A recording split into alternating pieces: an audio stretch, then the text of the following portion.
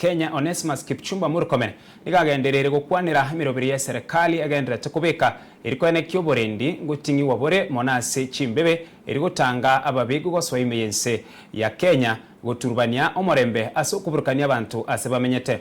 MURKOMEN kagukwana imyomuchie o Garissa ime county ya Garissa nigo atebere mirobiri oseniga akwanire mirobiri y'oborendi inse kagukwana ngakie y'omurobiri w'oborendi omanyekeribu na Jukwaa la Usalama nigo akeire koko ebyombe by'oborendi asobokoreri obuya bigenderete kwenana imeyense ya Kenya. As a result of this engagement, we have improved on our policy considerations, and there are key issues that affect this region, including this county. Number one is that we continue having or farming up our discussions around protecting our borders, especially from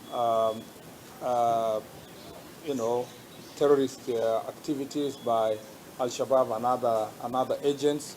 I'm happy to note that a lot of good progress has been done by our country, and I thank our security teams by working as a team. I want to appreciate them for the work they have done also in relation to strengthening local collaboration, particularly when I think about the issue of our NPR, working together with our chiefs, assistant chiefs, and the community. I appreciate the communities also for sharing information with security agencies and for working together to protect our country. That continues to be a point of concern for us, continuously working together to make sure that we maintain our country to be a safe country as it has been. I want to appreciate also the security team for working in a multi-agency approach. This multi-agency approach has helped us make greater progress as a nation in the last 10 years.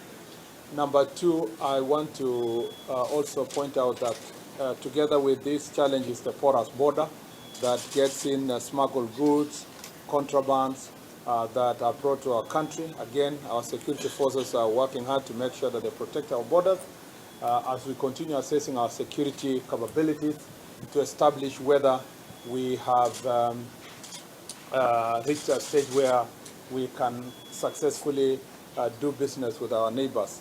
Until then, at the moment, our focus is to secure the nation from contraband goods, substandard goods, and harmful products that are brought to our country.